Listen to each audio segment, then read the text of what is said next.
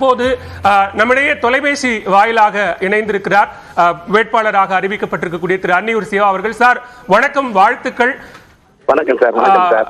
இந்த விக்கிரவாண்டி சட்டமன்ற இடைத்தேர்தல் என்பது ரொம்ப முக்கியத்துவம் வாய்ந்த ஒன்று. மக்களவை தேர்தல் முடிவுகளுக்கு பிறகாக எதிர்கொள்ளக்கூடிய ஒரு தேர்தலாக இருக்கிறது. எப்படி பார்க்கிறீங்க இந்த வாய்ப்பை? சார், இந்த வாய்ப்பை எனக்கு வழங்கிய கழகத்துடைய தலைவர் தமிழக முதலமைச்சர் அவர்களுக்கும் கழகத்துடைய இளைஞரணி செயலாளர் உதயநிதி அவர்களுக்கும் நான் ரொம்ப நன்றி கடமைப்பட்டேன் சார்.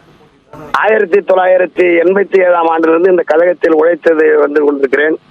எனக்காக இந்த தேர்தலில் போட்டியிட வாய்ப்பு கொடுத்த தலைமை கழகத்திற்கும் நிர்வாகிகளுக்கும் மாண்புமிகு கழகத்துடைய பொதுச் செயலாளர் அவர்களுக்கும் மாண்புமிகு துணை பொதுச் செயலாளர் உயர்கல்வித்துறை அமைச்சர் பொன்முடி அவர்களுக்கும் மாண்புமிகு முதன்மை செயலாளர் நகர்ப்புற வளர்ச்சித்துறை அமைச்சர் அண்ணன் நேரு அவர்களுக்கும் இந்த நேரத்தில் என்னுடைய நன்றியை தெரிவித்துக் கொள்கிறேன். திரு சிவா, இப்போ மக்களவை தேர்தல் முடிவுகள் அதனுடைய வாக்கு வித்தியாசங்களை நாம பாக்குறோம். அதே நேரத்தில் பாட்டாளி மக்கள் கட்சி அங்கு வலுவாக இருக்கக்கூடிய ஒரு மாவட்டம், அவர்கள் தனித்து போட்டியிடலாம் அப்படிங்கிற ஒரு முடிவை எடுக்க போறாங்க. அப்படி எடுக்கும் பட்சத்துல போட்டி களம் எப்படி இருக்கும்? சார், திமுகவுக்கு என்று இருக்கக்கூடிய வாக்குகள் கூட்டணி கட்சியுடைய பலத்தில் நிச்சயமாக நான் வெற்றி பெறுவேன்.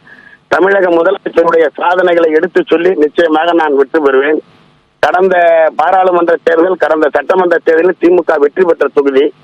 எங்களுடைய லட்சியம் வெற்றி, நிச்சயமாக வெற்றி பெறுவோம் சார்.